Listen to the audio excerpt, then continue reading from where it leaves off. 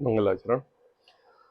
नमो अरिहंताणं नमो सिद्धाणं नमो आयरियाणं नमो वज्रायाणं नमो लोये सव्यसाहूणं मंगलम भगवान वीरो मंगलम गौतमो गणि मंगलम कुंद कुंदाद्यो जैन धर्मोस्तु मंगलम सर्व मंगल मांगल्यम सर्व कल्याणकारकम प्रधानम सर्वधर्माणां जैनम जयतु शासनम मंगलमय मंगले करण बीते राग विज्ञान नमो ताहि जाते भय अरिहंतादि महान करि मंगल कर हो महान ग्रंथ करन को का जाते मिले समाज सब पावे निज पद राज मिथ्या देवादिके भजे हो है मिथ्या भाव तजे तिनको साचे भजो यह हित हित उपाओ। आचार्य कल पंडित टोडरमल जी की अनुपम रचना मोक्ष मार्ग प्रकाशक ग्रंथ छठवें अधिकार पर अपनी चर्चा चल रही है। कल हमने पृष्ठ क्रमांक 181 पर आचार्य कुंदकुंदाचार्य के द्वारा लिखित अष्टपाहुड़ ग्रंथ में, जिसमें दर्शन पाहुड़ की यहाँ पर 3 गाथाओं का अर्थ कुंदकुंदाचार्य देव ने हमारे लिए बताया। देखो, ये विडंबना आज की विडंबना नहीं है। श्रद्धा के लुटेरे चारों तरफ घूम रहे हैं और ये बात आज की बात नहीं है, ये बात 200-500 वर्ष पूर्व की बात नहीं है। कुंदकुंदाचार्य देव ने 2000 वर्ष पूर्व हमारे लिए यह पंच परमागम ग्रंथ दिए। उन पंच परमागम ग्रंथों में अष्टपाहुड़ ग्रंथ दिया। अष्टपाहुड़ ग्रंथ में कुंदकुंदाचार्य देव ने कुगुरु के स्वरूप का वर्णन बताते हुए ये गाथाएं लिखी। इसका मतलब ये है, जिस विडंबना से आज हम अपने श्रद्धा के लिटोरों से अपनी श्रद्धा को बचाए हुए घूम रहे हैं, उस समय भी यही माहौल था कि जहां पर श्रद्धा के लुटेरे घूम रहे थे। कितने वर्ष पूर्व? 2000 वर्ष पूर्व। काल कोई सा भी हो, समय कोई सा भी हो, क्षेत्र कोई सा भी हो, सभी जगह ऐसी कुरीतियां फैली हुई हैं, क्योंकि इस जीव की मानादि की पुष्टि के लिए यह निगोद अवस्था में भी जाने के लिए तत्पर है, लेकिन अपना 24 आवर्स मानादि के पोषण में लगा रहता है। और उस मानादि के पोषण के लिए यह जीव कुगुरु का स्वरूप धारण कर लेता है, दिगंबरत्व धारण कर लेता है और अंतरंग में मिथ्या दृष्टि रहता है। टोडरमल जी ने कुंदकुंदाचार्य के अष्टपाहुड़ के दृष्टांत देते हुए हमें यह बताया कि भैया दंसन मूलो धर्म है ना, दर्शन ही धर्म का मूल है। सर्वप्रथम अगर तुम्हारे लिए अपने अंतरंग में वीतरागता का श्रद्धान आया है, तो अपने अंतरंग में दर्शन स्वभावी भगवान आत्मा का ज्ञान करना जरूरी है। उसके बाद आएगा चारित्रम खलु धम्मो। क्यों?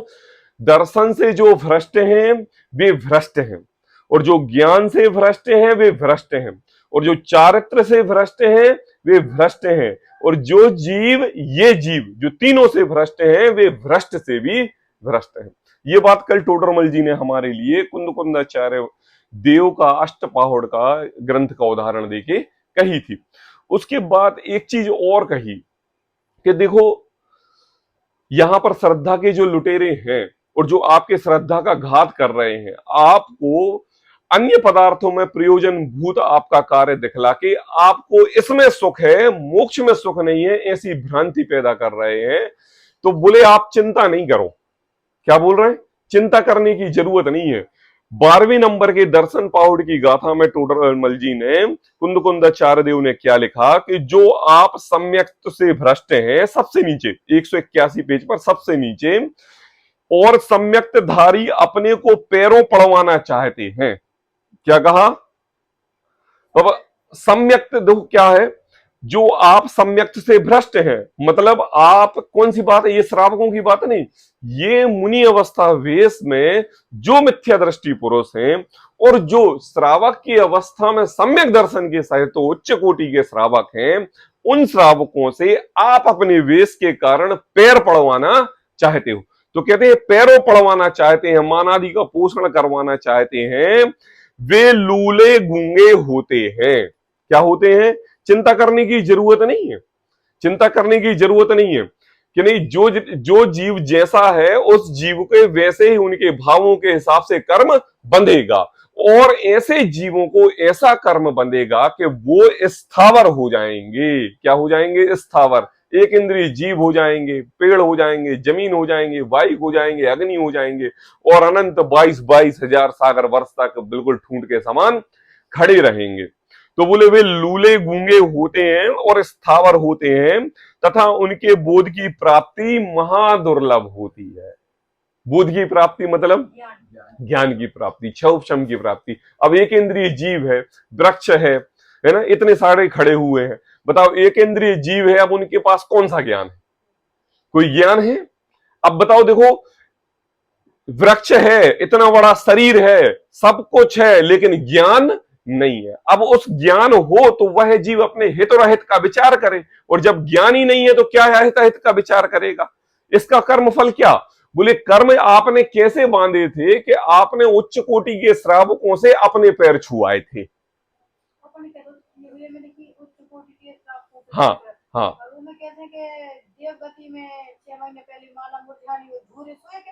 हाँ, तो वो देवगति के हैं। ये बात किसके लिए है? ये बात मनुष्य गति के जीवों के लिए, जो सुनो तो, जो श्रावक नहीं, मुनि अवस्था वेश धारण करके मिथ्या दृष्टि पुरुष है। आई बात समझ में? देखो कुंदकुंदाचार्य देव ने यहां पर किसी भी मुनिराजों की बुराई नहीं की, क्योंकि जो सम्यक्त के सहित हैं ऐसे दिगंबर मुनिराज हमारे लिए 3 काल में पूजने योग्य हैं, वंदनीय योग्य हैं और दासानुदास हैं। और उनको हम 365 दिन में एक एक समय में प्रति समय याद करके नमोस्तु बंदन करते हैं। हे प्रभु, जैसी आप गति कर रहे हैं वैसी मैं भी उसी मार्ग पर चलूं, ऐसी हम भावना भाते हैं। लेकिन क्राइट ऑफ कंडीशन 3, सर्वप्रथम वीतरागता, दूसरा संयम, तीसरा संयम मतलब ज्ञान है ना, तीसरा परिचय सहने की ताकत, और सर्वप्रथम तो क्या दिया? सम्यक तो क्राइटेरिया, सम्यक दर्शन क्राइटेरिया है। ऐसे सम्यक दर्शन सहित समस्त कोड़ा कोड़ी मुनिराज हमारे लिए वंदनीय है, नमस्कार करने योग्य है, अष्टद्रव्य से पूजन करने योग्य है, और वो हमारे साधु परनिष्ठी हैं। आई बात समझ में? अब सभी मुनिराजों को हमने वंदन किया, सभी मुनिराजों को हमने नमस्कार किया, सभी मुनिराज उसमें आ गए, लेकिन हमारा क्राइटेरिया इन 3 कंडीशन में था। अब अगर इनमें से कोई इन 3 कंडीशन में फिट नहीं हो रहा है, तो भाई ये मुनिराज अपने अंतरंग में समझे और इस बात का विशेष ध्यान रखें, क्या हमें सम्यक्त वीतरागता की, संयम की प्राप्ति हुई है? अगर हुई है तो ये जो दिगंबर मुनिराज का भेष है ये सर्वकारी परोपकारी है। और अगर अपने अंतरंग में सम्यक दर्शन की प्राप्ति नहीं है और वेश में किसी अज्ञानता बस हमने मुनि दीक्षा धारण कर ली है, तो वो समझ लो ते होंती लल्ल मुआ, क्या हो जाएंगे? वे लूले लंगड़े हो जाएंगे, स्थावर हो जाएंगे। कल इतनी बात कही थी कि ऐसी तलवार है कि जो अगर सही फिट हो गई तो अपने कर्मों को काटेगी, और अगर सही फिट नहीं हुई तो अपनी गर्दन को काटेगी। एक अपेक्षा से तो श्रावक बच जाए, लेकिन मुनि अवस्था वेश धारण करके अगर कोई जीव मिथ्यात्व के साथ रहा और उसने मानादि की पोषण के कारण अपने मुनि धर्म को पूजा पाला, लोगों से पुजवाया, वह जीव स्थावर को प्राप्त होगा। ऐसे जीवों के लिए मेरा प्रणाम 3 काल में नहीं। हे प्रभु, अगर ऐसी गलती मेरे से हो जाए और कोई ऐसे मिथ्या दृष्टि मुनिराज से हमारे चरण स्पर्श या किसी प्रकार का बंधन हो जाए, तो हम तो केवल वीतरागता को नमस्कार कर रहे थे, उनके दोषों को नहीं देख पा रहे थे। ये भगवान से क्षमा है, ये माफी है, ये अपने अंतरंग में एक शांति है। तो कहा टोडरमल जी ने, कुंदकुंदाचार्य देव ने, कि वे उनके बोधि महादुर्लभ होती है, उनको ज्ञान प्राप्त नहीं होता है। अब ये देखो, यहां पर 12वें नंबर के छंद में कुंदकुंदाचार्य देव ने गुरु का स्वरूप बताया था।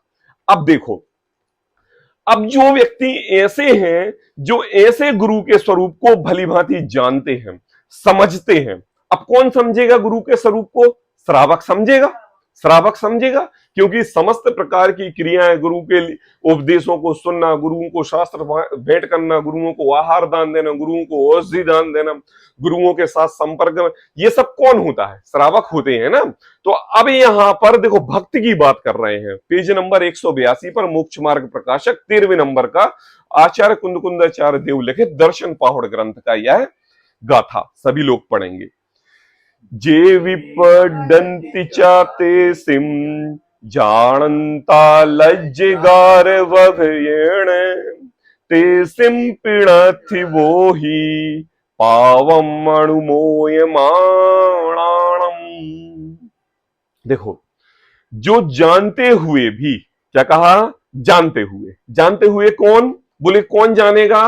श्रावक जानेगा। जानेगा कि नहीं, है ना।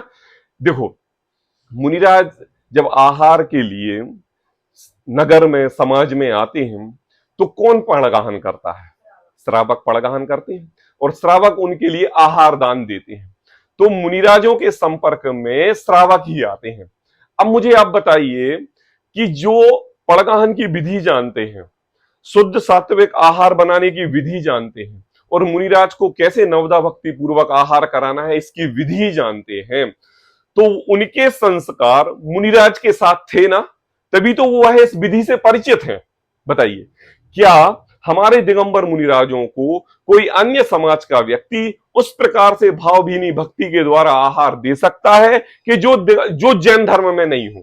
नहीं दे सकता। लेकिन जो जैन धर्म का व्यक्ति है, वो उन मुनिराजों को नवदा भक्ति पूर्वक आहार दे सकता है। संपर्क में रहेंगे। अब देखो, यहां आचार्य कुंदकुंदाचार्य देव उन्हीं की बात कर रहे हैं जो कि मुनिराजों के साथ संपर्क में है। किसके साथ? संपर्क में। याद रखना कि हमारा दिगंबरत्व जैन धर्म है, और अगर कोई व्यक्ति मुनिराजों के संसर्ग में नहीं है, मुनिराजों के साथ नहीं है, मुनिराजों के परोपकारी उपदेश सुनने के लिए, श्रवण के लिए तत्पर नहीं है, वह जीव इस संसार में जैन कहलाने लायक नहीं है। हम तो बहुत छोटे छोटे व्यक्ति हैं, हम दुकान करते हैं, घर में रहते हैं, बाल बच्चे, स्त्री पुत्र, मकान, घर कुटुंब आदि चलाते हैं। पापा भरत चक्रवर्ती सर्वप्रथम नवदा भक्ति पूर्वक भरत मुनिराजों के लिए आहार देता था, उसके बाद आहार ग्रहण करता था। देख नहीं पाते थे तो दरवाजे के खड़े रहते थे कि कोई मुनिराज आए और हम उनके लिए आहार दान दें, और उसके बाद हम आहार करें। यह बात बता रहा हूं भरत चक्रवर्ती की, और भरत चक्रवर्ती सबसे श्रेष्ठ पुरुष। कौन? इस भारत, इस विश्व का सबसे श्रेष्ठ पुरुष भरत चक्रवर्ती की बात कर रहे हैं कि वो भी सर्वप्रथम आहार मुनिराजों को कराता है, उसके बाद स्वयं आहार ग्रहण करता है। लेकिन देखो, जो जानते हुए, टोडरमल जी कह रहे हैं, कुंदकुंदाचार्य की गाथा लेते हुए, एक एक बात समझने योग्य है बहुत व्यवस्थित तरीके से। जो जानते हुए, अब इतनी 3 लाइनें कहीं, तो जो जानते हुए, अब जो जो नहीं जानते हैं वो सब एक तरफ कर दो। किस तरफ कर दो? एक तरफ कर दो। अब जो मुनिराजों के संपर्क में है, साथ में है, उनको एक तरफ रख लो। अब बताओ, अब आपके सामने कोई मुनिराज आए, और अगर अब आप आहार की विधि नहीं जानते हैं, पड़गाहन की विधि नहीं जानते हैं, और आप जिन कुल के हैं और पड़गाहन की विधि आती नहीं, आपके पास संस्कार है नहीं, और सोचो आप किसी समय में चक्रवर्ती रत्न के प्राप्तिधारी हुए और मुनिराज आपके सामने आए, और अब आपको पूर्व के संस्कार है नहीं, तो आप कैसे पड़गाओगे? भरत चक्रवर्ती तो पूर्व अब सोचो, उच्च कोटि के ऐसे श्रावक हुए, धन धान्य जमीन जायदाद से संपन्न हुए, जैन कुल हुए, मुनिराज का आगमन हुआ, और हमारे लिए अगर पड़गाहन की विधि नहीं आ रही है, तो फिर तो हम आहार ही नहीं दे पाएंगे, क्योंकि बिना पड़गाहन के कौन से मुनिराज आ जाएंगे। और अगर कोई बिना पड़गाहन के मुनिराज आ गए तो फिर वो मुनिराज नहीं। आई बात समझ में?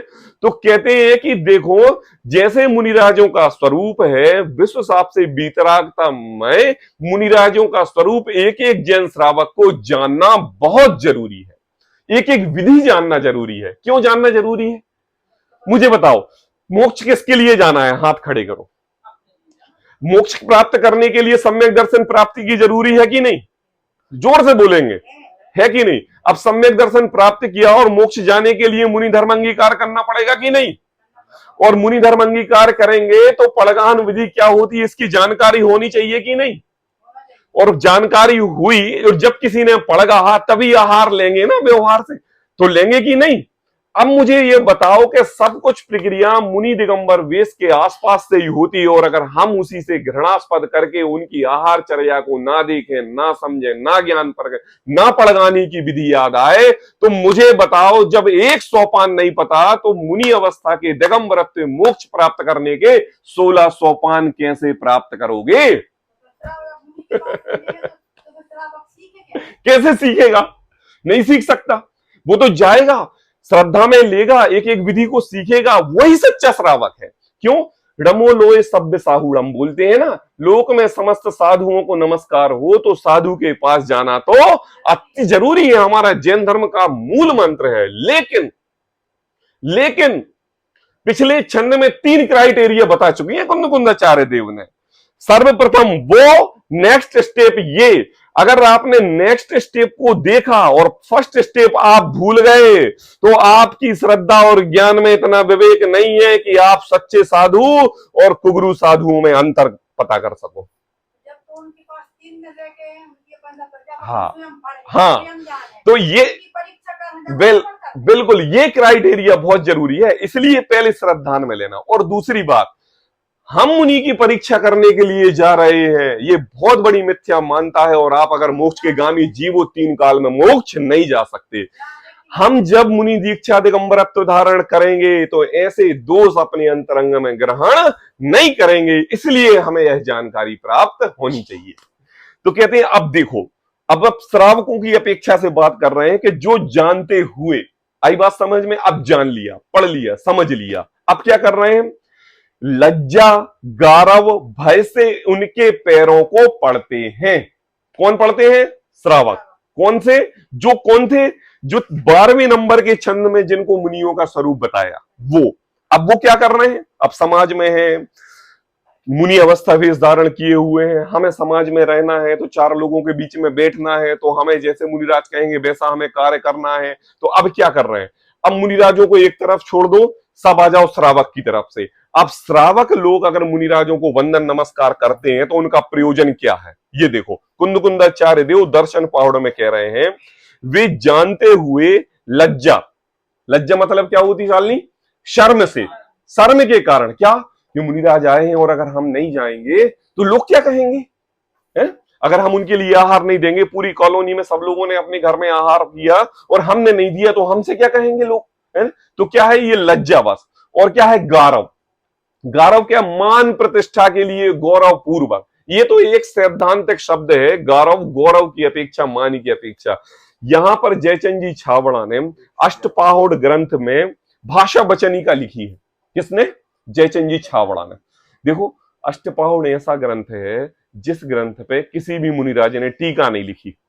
और टीका इसलिए नहीं लिखी क्योंकि जब आप इस अष्टपाहुड़ ग्रंथ को पढ़ोगे, ये बहुत ही सुगम शैली में, बहुत ही सरल अक्षरों में लिखा गया है, और पढ़ के एकदम समझने योग्य बातें हैं, ऐसी आएगा, इसलिए उस पर टीका किसी ने नहीं लिखी। लेकिन एक भाषा वचनिका लिखी है, सरल भाषा में उसको लिखा गया है जयचंद जी छाबड़ा ने। तो उन्होंने इस गारव के 3 अर्थ किए। गारव के कौन कौन से? बोले रस गारव, रिद्धि गारव और सात गारव। 3 प्रकार से। कौन कौन से? रस गारव, रिद्धि गारव और सात गारव। बता रहा देखो, रस गारव मतलब, देखो सर्वप्रथम तो ये बात करना कि ये श्रावकों की अपेक्षा है और श्रावकों के लिए ये प्रयोजन है। कैसा प्रयोजन? सर्वप्रथम लज्जा का, दूसरा गारव, गारव में रस गारव, नाना प्रकार के भोजनादिक मिलने की जो व्यवस्थाएं होती हैं वह मुनिराजों के संसर्ग में होती हैं, उस भोजन के प्रयोजन से मुनिराजों को मानना। आई बात? कैसे? रस पंचेंद्रिय भोगों की विषय आसक्ति के प्रति श्रावक शिवरादि पंच कल्याणक आदि विधान आदि में भोजन आदि के प्रयोजन से घर बार स्त्री छोड़ के इन प्रोग्रामों में जाए और प्रोग्रामों में उसका प्रयोजन सच्चे देवशास्त्र गुरु की तरफ ना रह के पंचेंद्रिय भोगों के प्रति रहे, इसको बोलते हैं रस गारव। रस गारव है ना, किसके?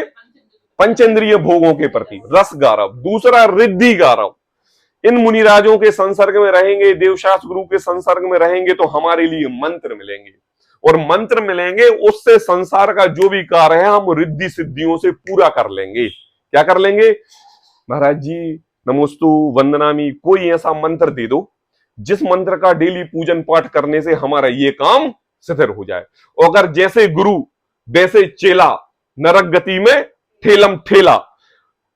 श्रावक का प्रयोजन था एक मंत्र से, है ना, बच्चियां हो रही थी तो पुत्र प्राप्त होने का। अब गुरु ने कहा ठीक है, 1001 का दान, 1,01,000 का दान, स्वर्ण कलश से अभिषेक, स्वर्ण कलश का मंदिर में दान, और ऐसा वैसा करके 1,00,000 रुपए का दान करो तो तुम्हारे लिए तथास्तु नमोस्तु, तुम्हारा काम बन जाएगा।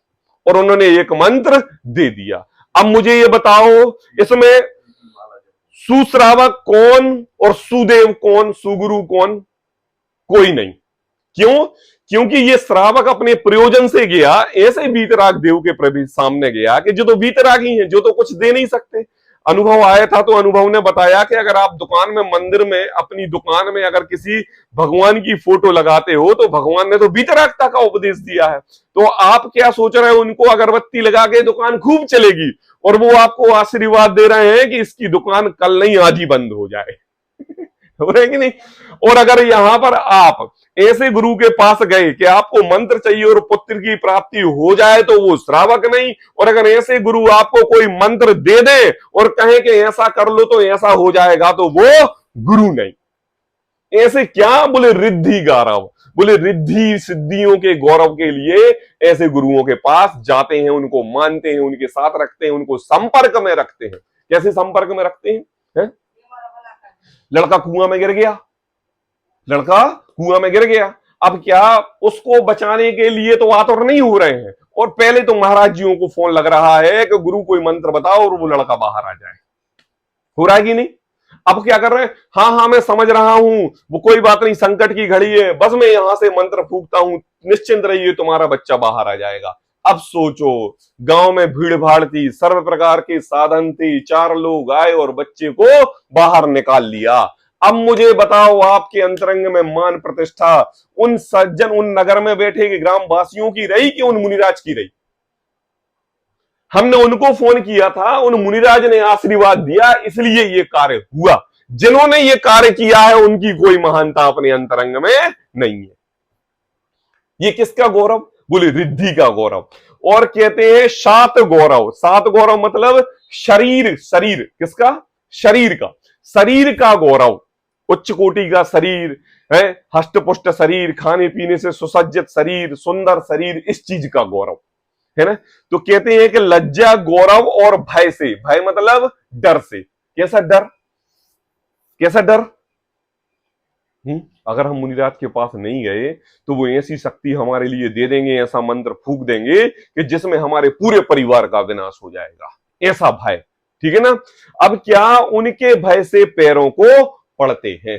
देखो कहानियां भी ऐसी सुनाएंगे कि देखो एक मुनिराज की अवहेलना करने पर अपनी जिन शासन में फलाने राजा के लिए ऐसा दोष लगा था कि वो 7वें नरक में नारकी हुआ था।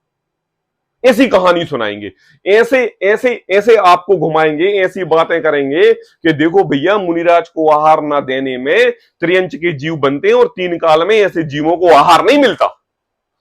तो आप क्या करोगे? आप डर जाओगे, अरे मुनिराज तो सही बात कर रहे हैं, मुनिराजों को आहार देना बहुत जरूरी। देखो औषधि शास्त्र, अभय आहारा, इस प्रकार का दान मुनिराजों को देना सर्व प्रकार परोपकारी है, यह सब कहने में आता है। ये क्या है? डर के कारण ये कार्य हो रहा है। तो देखो वे जानते हुए, कौन? श्रावक, ये सब जानते हुए, है ना, लज्जा गौरव भय से उनके पैरों को पड़ते हैं और उनके भी बोधि अर्थात सम्यक नहीं है। क्या कहा? देखो पहले क्या कि पहले तो वो सम्यक दर्शी नहीं, सम्यक दर्शन के धारी नहीं, मिथ्या दृष्टि मुनि का चोला धारण पहने हुए ऐसे मुनि है। दूसरी बात, अगर जो भी श्रावक इनको पालते हैं वे भी बोधि मतलब रत्नात्रय, रत्नात्रय मतलब सम्यक दर्शन, सम्यक ज्ञान, सम्यक चारित्र के कार्यकारी पात्रकारी नहीं। मतलब अगर आप अपने अंतरंग में सम्यक दर्शन की भावना भाकर इन तीन भय के कारण मुनि अवस्था के शरीर को धारण को उसको पूजते हो तो आप तीन काल में भी सम्यक दर्शन प्राप्त नहीं कर सकोगे। उनके भी बोधि अर्थात सम्यक नहीं है। कैसे हैं वे जीव? कुंद कह रहे हैं, देखो पाप की अनुमोदना करते हैं और पापियों का सम्मान आदि करने से भी उस पाप की अनुमोदना का फल लगता है। क्या कहा?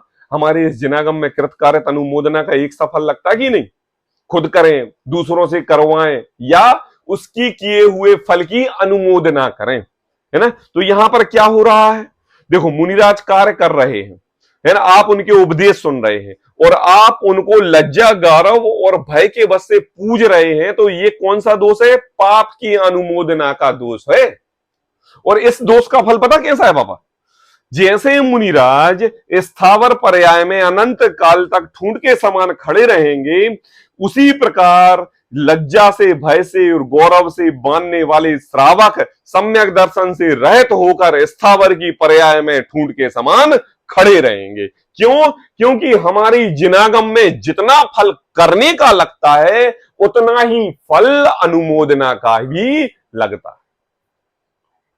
कैसा संपर्क में रहता ना, यानी आज मान लो पाकिस्तान में कोई क्या नाम है, दाऊद इब्राहिम बैठा है और हमारी उससे बातचीत चलती है और उसने क्या किया कि दाऊद ने क्या किया कि अफगानिस्तान के ऊपर एक बम पटक दिया। अब अफगानिस्तान की इंटेलिजेंस भारत में कांटेक्ट कर रही है कि इस दाऊद के साथ कितने लोग संपर्क में, सबकी हमें वॉच लिस्ट दो। अब उन्होंने क्या किया कि वॉच लिस्ट में अपना नाम भी दे दिया। अब बताओ कब बात हुई थी? बोले 2 साल पहले। कैसे? बोले कुछ नहीं, ऐसे शादी विवाह में गए थे पाकिस्तान और उनसे मुलाकात हो गई थी और एक फोटो खींच दी, न्यूज़पेपर वाले ने फोटो अखबार में छाप दी और हम हाईलाइट हो गए। बस इतना ही संपर्क था। लेकिन आप मोस्ट वांटेड में आ गए कि नहीं आ गए? क्यों आ गए? आपने बम पटका, आपने दाऊद को बोला अफगानिस्तान में फलाना जाके बम पटको, आपने बोला इतनी हिंसा का कारण करो, आपका कोई संपर्क है उससे? आपने कुछ उसको पैसे वैसे धनाधिक दिए? आपने उसको अपने घर पर आहार भोजन आदि के लिए बुलाया? बोले नहीं दादा, हमने कुछ भी नहीं बुलाया। बोले क्यों? क्योंकि आपने उसकी अनुमोदना की थी। क्या की थी? अनुमोदना। अनुमोदना कैसे? मतलब आपको जिस व्यक्ति से 10 किलोमीटर दूर रहना था उस व्यक्ति से आप संपर्क में आए, और संपर्क में आए और आप प्रतिष्ठित व्यक्ति थे भारत के, और दाऊद की फोटो थी, वो भी प्रतिष्ठित व्यक्ति था अंडरवर्ल्ड का, और दोनों की फोटो खिंच गई और पेपर में छप गई। तो क्या है? बोले भैया अगर ना कर रहे हो, ना किसी से करवा रहे हो, तो भैया उसकी अनुमोदना भी हमारे लिए करने की जरूरत नहीं है, क्योंकि फल तो हमेशा कार्य का नहीं परिणामों का लगता है ना। तो देखो पाप की अनुमोदना करते हैं, पापियों का सम्मान आदि करने से भी उस पाप की अनुमोदना का फल लगता है। तथा कहते हैं और कहते हैं सूत्र पाहुड़ में, आचार्य कुंद देव पढ़ेंगे सभी। अपम बहुयम च वै लिंगस्य सोगह्यूजिणे वैणे परिगहर हियोणिरायारू। देखो जिस लिंग के थोड़ा या बहुत परिग्रह का अंगीकार हो वह जिन वचन में निंदा योग्य है। क्या कहा? जिस लिंग को थोड़ा या बहुत परिग्रह का अंगीकार हो वह जिन वचन में निंदा योग्य है। परिग्रह रहित ही अनगार होता है। क्या होता है? श्रावकों के लिए एक सागामृत है ना, ये ग्रंथ लिखा गया है, और मुनिराजों के लिए अनगार कृत एक ग्रंथ लिखा गया है। तो कहते हैं कि देखो हमारे दिगंबरत मुनिराज का वेश क्या है?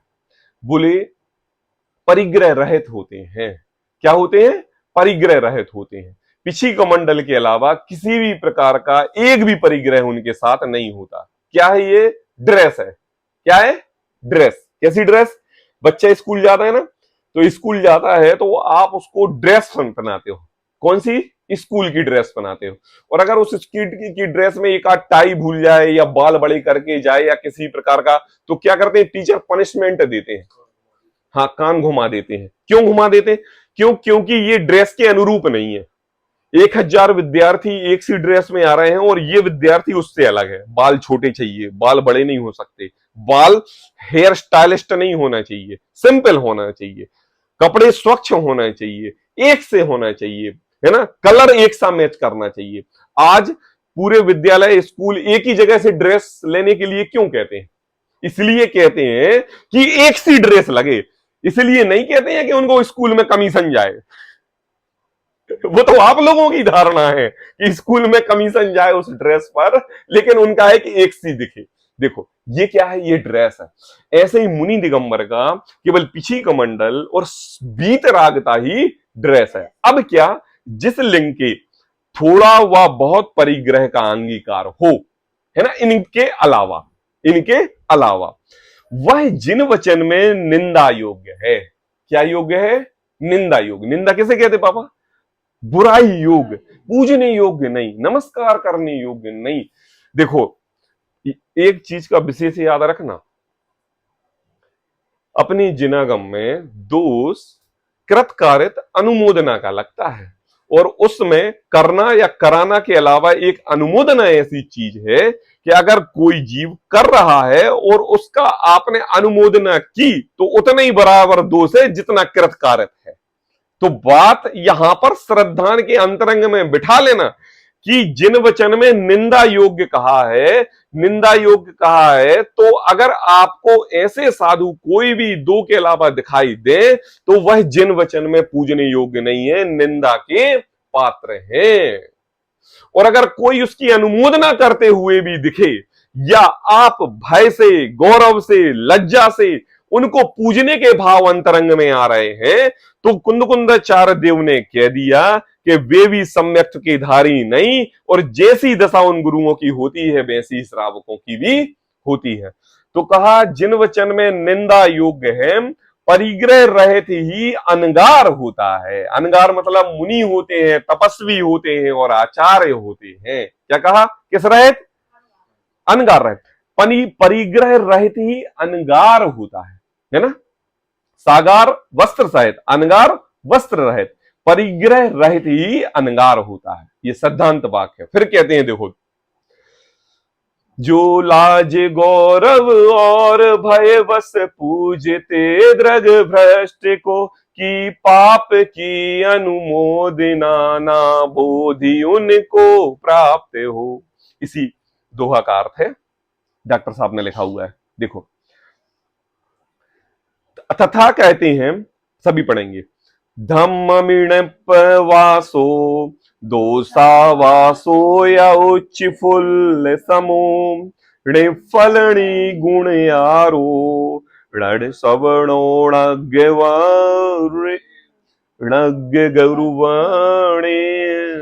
देखो, जो धर्म में निरुद्यमी है, अब स्वरूप बता रहे हैं। देखो, जो धर्म में निरुद्यमी है, उद्यमी क्या होता है, निरुद्यमी क्या होता है? उद्यमी वो होता है जो उत्साह पूर्वक प्रत्येक कार्य करता है ना।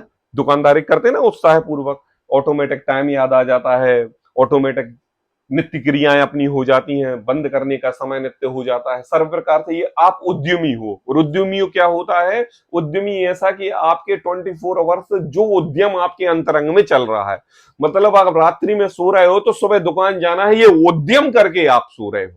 और दुकान में दिन भर मन लगे इसलिए पूरी नींद लेना जरूरी है, ये उद्यम आप कर रहे हो, ठीक है ना। या प्रवचन आदि के लिए सुनने के लिए हमारा चित्त रहे और नींद या उबासी ना आए, इसलिए हम उद्यम करके नींद ले रहे हैं। क्या है? ये उद्यम है। जैसे भाव वैसा उद्यम होता है कि नहीं? मुझे बताओ, होता है कि नहीं? जैसे भाव वैसा उद्यम। तो देखो, जो धर्म निरुद्यमी है, क्या कहा? अंतरंग में जिसके धर्म के प्रति कोई भी उद्यम नहीं है। देखो, श्रावकों की बात नहीं है और जो जैन नहीं है उनकी बात नहीं है। बात चैप्टर चल रहा है गुरु का, और जो गुरु दिगंबरत्व को धारण किए हुए हैं, अपने अंतरंग में ऐसा वेश लिए हुए हैं, उनकी बात है। अब क्या है? बोले जो धर्म निरुद्यमी है, जिनके अंतरंग में धर्म के प्रति अनुराग बिल्कुल भी नहीं है और दोषों का घर है। घर घर मतलब क्या? जैसे दुनिया का समस्त प्रकार का परिग्रह, उपयोगी और अनुपयोगी, कबाड़, कूड़ा, हीरा मोती, रुपए पैसा सब घर में पड़ा रहता है। वैसे ही दोषों का घर है कि अगर दोषों की गिनती की जाए, देखो 2000 वर्ष पूर्व कुंदकुंदाचार्य देव के सामने ऐसे कई गुरु थे और ये बात घटना 2000 वर्ष पूर्व की नहीं है। भगवान आदिनाथ के समय में भी 4000 मुनिराज धर्म ग्रंथ मुनि दिगंबर वेश धारण करके भ्रष्ट हुए थे। तो ये परंपरा आज की नहीं, कल की नहीं, 2000 वर्ष पहले कुंदकुंदाचार्य देव के समय की नहीं, आदिनाथ भगवान के समय की है। आई बात? तो ये गाथाएं सुनी जाएंगी, पढ़ी जाएंगी, समझी जाएंगी, बोली जाएंगी, लिखी जाएंगी, प्रवचन किए जाएंगे। क्यों किए जाएंगे? क्योंकि हम भी मुनि दिगंबर वेश धारण करना चाहते हैं और हे प्रभु ऐसी गलती हमसे कभी नहीं हो। क्यों? क्योंकि हम जब दिगंबरत्व वेश धारण करेंगे तो भगवान बने हुए बिना नहीं रहेंगे। और अगर हमने यह रीति नीति नहीं अपनाई, यह गुणों को नहीं समझा और अज्ञानवश अगर मुनि दीक्षा धारण कर ली तो 22,000 सागर तक स्थावर पर्याय में चले जाएंगे। ऐसी गलती मैं 3 काल में भी नहीं करूंगा, इसलिए ये पढ़ना है। देखो, जो धर्म निरुद्यमी है, दोषों का घर है, इच्छु फूल समान निष्फल है। इच्छु फूल क्या होता है? गन्ना रहता ना, गन्ना के ऊपर जो पेड़, जो ऐसा फूल सा लगा रहता है? देखा ना आपने गन्ने के पेड़, उसमें क्या रस रहता है? क्या होता है? किसी प्रकार का रस है। क्या करते हैं किसान लोग? उसको काट के वहीं खेत में डाल देते हैं और आग लगा देते हैं कि नहीं? और क्या गन्ने को ले जाते हैं। तो कहते हैं देखो, जो धर्म से निरुद्यमी है, दोषों का घर है, इच्छु फूल के समान निष्फल है। क्या कहा? निष्फल। मुझे बताओ, वो फूल गन्ना उगाने में काम आएगा? वो फूल आपको रस प्रदान करने में काम आएगा? उसकी उपयोगिता क्या है? कोई नहीं। तो बोले इच्छु फूल के समान निष्फल हैं, गुण के आचरण से रहित हैं और नग्न रूप नट श्रमण है। क्या कहा? नग्न रूप मतलब दिगंबर वेश नट श्रमण। नट मतलब क्या होता है? पिक्चरों में जो एक्टर एक्टिंग करते हैं ना, रंगमंच पर जो नाटक करते हैं ना, ऐसे नाटक रूप अपना आचरण कर रहे। कैसा? जैसे एक बच्चा आया और उसको राजा बना दिया तो वो अपने आप को राजा की ड्रेस में क्या समझेगा? राजा। और भिखारी बना दिया तो वो अपने आप को क्या समझेगा? भिखारी। और अगर आपने दिगंबरत्व वेश धारण करके मुनि दीक्षा ले ली और उसका स्वरूप अंतरंग में और अंतरंग में मिथ्या दृष्टि बना है, तो कहते हैं कि आप जैसे एक रंगमंच में एक पात्र नाटक करता है, वैसे ही आप मुनि वेश धारण करके मुनि का नाटक कर रहे हो। पापा, ये बात अगर कोई पंडित, कोई श्रावक, कोई साधु अगर बोल दे, गला पकड़ के आ जाए, पूरा समाज खड़ा हो जाए। इसलिए कुंदकुंदाचार्य देव, आपने देखा इस छठे अधिकार की मुख्य था, एक भी बात टोडरमल जी अपनी नहीं लिख रहे हैं। एक भी बात, कुंदकुंदाचार्य देव के सूत्र और उनका अर्थ, बस। और कहते हैं क्षौक्षम ज्ञान के धारी आप हो, आप ज्ञानवान हो, छठवें अधिकार तक पहुंचे हो और आगे मोक्ष मार्ग तक आपके लिए जाना है, तो इसका श्रद्धान अत्यंत महत्वपूर्ण है। तो कहते हैं कि देखो, जो धर्म के निरुद्यमी है ऐसे गुरु, जो दोषों का घर है ऐसे गुरु, इच्छु फूल है ना, गन्ने के फूल के समान निष्फल है। पूजने से, पाने से, अष्टद्रव्य की पूजा करने से, आहार विधि ज्ञान शास्त्र उपाधि देने से कोई भी फल प्राप्त आपको होने वाला नहीं। गुणों के आचरण से रहे थे ऐसे गुरु, वे नग्न रूप नाट्य श्रवण के समान है। नग्नता की रूप धारण करके एक्टिंग कर रहे हैं, पात्र निभा रहे हैं, भांडवत भेषधारी हैं। क्या कहा बाबा? भांडवत भेषधारी है। कुंदकुंदाचार्य देव कह रहे हैं कि जैसे बहुरूपिया रोज रोज नाना प्रकार के रूप बनाकर अपना अपना रूप बना के उस रूप पात्र का एक्टिंग करता है, वैसे ही वे भी गुरु मुनि अवस्था रूप भांडवत कर रहे हैं, भेषधारी है, भांडवत भेषधारी। क्या होता है? बहुरूपिये की तरह एक्टिंग कर रहे हैं। अब बताओ, कोई कहे ये शब्द आज के समय में? देखो, अब नग्न होने पर भांड का दृष्टांत संभव है। क्या कहा? अब नग्न होने पर, अब नग्न हो गए ना, तो बोले भांड का दृष्टांत संभव है, परिग्रह रहे तो यह दृष्टांत भी नहीं बनता। नहीं आई बाबा समझ में? देखो, कुंदकुंदाचार्य देव कह रहे हैं व्यंग्यात्मक कटाक्ष करके कि देखो, अगर तुम मुनि वेश धारण किए हुए हो और अगर तुम्हारे लिए मुनि वेश में एक मुनि का पात्र निभा रहे हो और उस मुनि के पात्र में दिगंबरत्व और पिछी कमंडल ही उसकी वेश है कि नहीं? बहुरूपिया देखा, नेता का वेश बना के आता है तो पगड़ी टोपी पहन के भाषण देता है, किसी अन्य धर्म के गुरु का वेश बनाकर आता है तो वैसे ही वेश पहनता है, विद्यार्थी का वेश बनाकर आता है तो विद्यार्थी होता है। कैसे और कौन कौन से जितने प्रकार के बहुरूपी होते हैं उस प्रकार के वो अक्षलिंग आदि धारण करता है कि नहीं करता? दिखते हैं कि नहीं? बहुरूपीय देखे कि नहीं? अब देखो, एक बहुरूपीय ने मुनि अवस्था का वेश धारण किया और उसने पिछी और कमंडल धारण का उसका नियम है, तभी वो दिगंबरत्व कहलाएगा, वो वेश कहलाएगा। अब क्या किया कि उसने मुनि अवस्था रूप आचरण करने के लिए, मुनि अवस्था रूप पात्र का एक्टिंग करने के लिए धारण किया। अब क्या किया कि उसने ये भूल गया और उसने परिग्रह रखे तो यह दृष्टांत भी नहीं बनता, है ना? कि भाई साहब अगर डुप्लीकेटी तरीके से भी कोई ओरिजिनल की एक्टिंग करे तो ओरिजिनल तो केवल 2 ही परिग्रह रखते थे, मतलब परिग्रह नहीं थे, मूलूण थे, पिछी और कमंडल, और आपने एक परिग्रह और रख लिया, तो तुमने तो भैया ओरिजिनल की भी कॉपी नहीं कर पाए। आई बात समझ में? तो कुंद कुंदाचार्य कह रहे हैं परिग्रह रखे तो अगर थोड़े सा भी परिग्रह रहे तो उन मुनिराजों के लिए ये जो मैंने नाट्य का दृष्टांत दिया ना, ये भी सेट नहीं होता। आई बात? क्या होता है दिगंबरत्व मुनिराज? देखो, हमारे इस एक ब्रह्म गुलाल जी हुए हैं, ब्रह्म गुलाल जी एक एक एक एक एक, एक नाटक पात्र करते थे और इतना पात्र करते थे, बिल्कुल ऐसा ब्रह्म गुलाल जी कि जिस रूप होते थे उस रूप उसके सर्व गुण ले लेते थे, और गुण 2 प्रकार से, देखने की अपेक्षा से भी और अंतरंग भावों की अपेक्षा से भी, दोनों प्रकार से गुण लेते थे और इतनी बढ़िया एक्टिंग करते थे कि पूरे साम्राज्य समाज राजा पर महाराजाओं के सामने बहुत प्रसिद्ध थे। अब क्या होता था कि उनसे कुछ जलने वाले भी लोग थे, क्यों? जब भी कोई विवाह आदि का संपर्क हो, समागम हो, कहीं पर भी हो, तो उनको नाना रूप बना के उनसे एक्टिंग करवाई जाती थी और वो उस एक्टिंग में बहुत ही बिल्कुल सुदृढ़ थे और बिल्कुल कुछ रिद्धियां थी तो उनसे उसमें भावपना भी आ जाता था।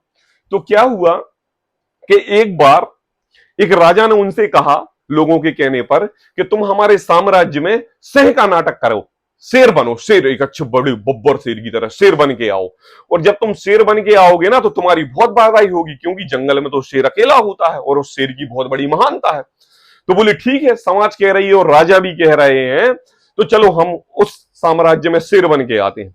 तो अब उन्होंने क्या किया ब्रह्म गुलाल जी ने कि वो शेर बन के गए, राजा से पहले उन्होंने अनुमति ली। हाँ, कोई शेर की पर्याय में हमसे गलत काम हो जाए, हाँ, तो दोष के पात्र नहीं है। देखो, हाँ, उन्होंने पहले आज्ञा ली कि देखो शेर की पर्याय में कोई हमसे दोष हो जाए तो हम उसके दोषी नहीं होंगे। तो राजा ने कह दिया ठीक है। अब देखो, अब जब वो शेर बन के गए और अच्छा बड़ा वज्र का शरीर और बिल्कुल शेर की पर्याय में जब वो जा रहे थे, और जब जा रहे थे तो बिल्कुल सब लोग ब्रह्म गुलाल जी की जय, ब्रह्म गुलाल जी की जय, शेर की जय, और क्या बढ़िया रूप दिखाया, और दिखाते दिखाते दिखाते वो राजा के महल में प्रवेश कर रहे हैं। अब कुछ विरोधी पार्टी थी, उस विरोधी पार्टी ने राजा से कहा कि यार ये शेर का रूप ऐसे थोड़ा ना होता है, शेर तो जहां पहुंचता है वहां तो लोग भाग जाते हैं, शेर तो डरते हैं सबके सब शेर से, लेकिन ये तो शेर आते ही से ब्रह्म गुलाल जी को नमस्कार कर रहे हैं, फिर गलत एक्टिंग कर रहे हैं। क्या करा? ये तो गलत एक्टिंग कर रहे हैं, ये स्वरूप इनका नहीं है। तो बोले ठीक है, असली स्वरूप दिखाऊं? बोले हाँ, असली स्वरूप दिखाओ। और राजा ने कहा कि अपने असली स्वरूप में आओ, और जैसे ही वह शेर ने असली स्वरूप में आकर दहाड़ लगाई, सारे कांप गए, और कांप के जब वह अपने रौद्र रूप में आया तो उस राजा के पुत्र को ही पकड़ा और उसको चीर फाड़ के चार कर दिया। किसके? राजा के पुत्र को। किसकी आज्ञा की? राजा की आज्ञा से। क्यों? क्योंकि वह शरीर के रूप में था, सिंह की पर्याय के रूप में था, उस रूप सादृश्य से अपने भावों को भी लेके आ गया। क्यों? सिंहादिक पशु भी क्रूर पशु होते हैं और ऐसे उनकी भाव निरंतर आदर रौद्र के चलते रहते हैं। समाज भाग गई, लोग भाग गए, राजा दुखी हो गए, व्यथित हो गए, सर्व प्रकार से दुखी हो गए। राजा तो जानता था कि यह ब्रह्म गोलाल जी बहुत चतुर और होशियार व्यक्ति है, इसने मुझसे पहले नियम लिया दिया था कि हमें कोई भी किसी प्रकार का पाप हो जाए तो मैं उसका पात्रकारी नहीं हूं। तो राजा ने कह दिया तथास्तु, तुम्हें हम माफ करते हैं, कह दिया। करुणामय था, और कोई आज के समय का राजा होता तो उसको मृत्यु दंड दिए बिना रहता नहीं। तो हाँ, हाँ, अब क्या हुआ कि जब वो बहुत दुखी हुए, बहुत दुखी होके अपने अंतरंग में संतापवान हुए, समाज बहुत दुखी हो गया, उसका जो परिपालन चल रहा था साम्राज्य वो अच्छी तरीके से नहीं चल रहा था, राजा देख नहीं रहे थे। तो क्या कहा समाज वालों ने ब्रह्मदत्त ब्रह्मगुलाल जी से कि आप जाओ और एक दिगंबरत्व मुनिराज का वेश धारण करके राजा के लिए उपदेश दो, और उपदेश दो, राजा के लिए उपदेश दोगे ना तो शांति मिलेगी, और शांति में वीतरागता आएगी और उनके पुत्र के प्रति मोह छूट जाएगा। तो कहते हैं अच्छा, बोले हमें 6 महीने का समय चाहिए। बोले कितने महीने का? बोले 6 महीने का। बोले ठीक है, 6 महीने का समय ले लो। अब 6 महीने के बाद पिछी कमंडल वेश धारण करके दिगंबर मुनिराज का ब्रह्मगुलाल जी जब आचार्य उन राजा के पास पहुंचे, और राजा के पास पहुंच के जब उन्होंने धर्मोपदेश दिया, हे प्रभु, एक द्रव्य दूसरे द्रव्य का करता नहीं, ये तो संयोग है, संयोगों का वियोग तो अवश्य होता है। जैसे तुम्हारे पुत्र का वियोग हुआ, तुम्हारे शरीर का भी एक ना एक दिन वियोग हो जाएगा। फिर मुझे बताओ इसके पीछे रोने वाला कौन है? जिसको तुम घर कुटुंब साम्राज्य जमीन आदि अपना समझते हो, समाज अपना समझते हो, ये 4 दिन की चांदनी 3 दिन रोने वाली है, चौथे दिन रोने वाली नहीं।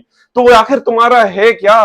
बोले निज ध्रुव तत्व निज आत्मा ही तुम्हारा द्रव्य है, उसकी प्रतीति करो, उसकी स्थिरता रखो। जब अपने आत्म स्वभाव की गौरवान्वित वैभव अपने अंतरंग में दौड़ेगी तो तुम भी एक अलौकिक आनंद की स्फूर्ता लेके मोक्ष पथ पर विराजमान हो जाओगे। समझो चेतन, समझो राजा, यह राज तत्व तुम्हारा ध्रुव नहीं, तुम्हारा चैतन्य स्वभावी भगवान आत्मा ही तुम्हारा ध्रुव है। ऐसी बात जब राजा के प्रति सुनाई, उनकी करुणा के, उनके हृदय के अंदर करुणा प्रगटी, जिन धर्म के प्रति जिन धर्म के प्रति राग उमड़ा, बीतरागता आई, मुनि वेश दिगंबर धारण किया और मोक्ष के लिए चले। जब वो चले ना तो तब समाज के लोग बोले कि अरे ब्रह्मगुलाल जी, अब तो तुम्हारा मुनि धर्म खत्म हो गया ना, गुरु को उपदेश दे दिया, राजा को उपदेश दे दिया, और वो उपदेश लेकर मुनित्व के लिए चले गए, अब तो तुम वेश छोड़ दो। कहते हैं हे प्रभु, 6 महीने तक हमने मुनिराजों के स्वरूप को समझा, पढ़ा, पढ़ने के बाद श्रद्धान में लिया, और उनके श्रद्धान में ऐसा कोई स्वरूप आया ही नहीं कि 1 मिनट भी मुनि धर्म अंगीकार करके कोई विरोधी हो जाए।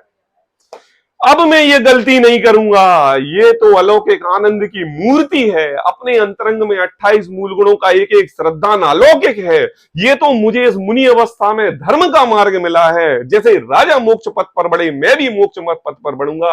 अब मैं इस समाज में किसी भी प्रकार का श्रावक धर्म धारण नहीं करूंगा। ऐसा ये अलौकिक धर्म है, ऐसा जिनके निकट सिंहादि पशु भी भूल जाते क्रूरता, उन दिव्य गुरुओं की अहो कैसी अलौकिक सूरता। ऐसा है हमारा दिगंबरत्व वेश, ऐसा है मुनि अवस्था का वेश। कहते हैं कि देखो, जो धर्म के निरुद्धमी, दोषों का घर, इच्छुक फूल के समान निष्फल, गुण के आचरण से रहित, नग्न रूप नट श्रमण है, भांडवत वेशधारी है, और अब नग्न होने पर भी भांड का दृष्टांत संभव है। और अगर उस सिद्धांत में, उस दृष्टांत में परिग्रह रखे तो ऐसे गुरुओं के लिए यह दृष्टांत भी शोभा नहीं देगा, उस दृष्टांत की भी यहां पर क्या कहते हैं, हीनता हो जाएगी। इन चौथा एक और पढ़ लेते हैं 5 मिनट के अंदर, 2 मिनट के अंदर, है ना। और कहते हैं इसी से जुड़ा हुआ है, पढ़ेंगे सभी। जे पाव मोहमयी लिंगी गे तूण जिरवरिंदाणम पावम कुणंति पावा ते चत्ता मोक्ष गम्मी। पाप से मोहित हुए हैं, क्या कहा है? अरे पाप से मोहित हुए हैं, परिग्रह से मोहित हुए हैं, अंतरंग में धर्म की प्रभावना नहीं, बीतरागता का महत्व नहीं, सच्चे देव शास्त्र गुरु का श्रद्धान नहीं, चोला कुगुरु का, वस्त्र दिगंबरत्व का श्रद्धान में मिथ्यात्व, पाप से मोही हुए हैं बुद्धि जिनकी। ऐसे जीव जिन वरों का लिंग धारण करके पाप करते हैं, वे पाप मूर्ति मोक्ष मार्ग में भ्रष्ट जानना। बताओ, मैं तो ये जब लाइन पढ़ रहा था तो मुझे ऐसा लग रहा था कि आज के समय में अगर कुंद देव होते तो उनका क्या हालत होता है। लिख सकते थे ऐसी बातें, कर सकते थे ऐसी बातें, ऐसा समाज, ऐसे श्रावक, ऐसे मुनि, साथ में रहने वाले लोग ऐसे कि जो उन गुरुओं के समागम में रह के वो गुरु भ्रष्ट और साथ में उन समाज को भी भ्रष्ट किए हुए, उन समाज के बारे में उनके विरोध में अगर दो लाइनें कोई कह दे तो भाई साहब ये तो श्रावक का गला पकड़ ले, यहां तो मुनिराजों का भी गला पकड़ ले अगर कोई बात ऐसी कह दे। देखो तो हिम्मत कुंदाचार्य देव की, और उससे ज्यादा हिम्मत तो देखो पंडित टोडरमल जी की कि उन्होंने इन सब बातों को अष्टपावड़ ग्रंथ के एक एक सूत्रों को इस मोक्ष मार्ग प्रकाशक ग्रंथ में लिख दिया और लिख के समझा दिया। इतना ही कहेंगे, इतना ही बांचेंगे, समझना और श्रद्धान करना आपके ऊपर है, क्योंकि हम तो मोक्ष मार्ग का निरूपण कर रहे हैं जिसमें सम्यक दर्शन, सम्यक ज्ञान, सम्यक चारित्र ही सम्यक दर्शन प्रथम सीढ़ी है, उसके पीले कोई जिनागम में कोई सीढ़ी नहीं है। ऐसी बात आज कुंदाचार्य के माध्यम से हमने इधर की, कल इसकी विशेष चर्चा कल करेंगे। सहजानंदी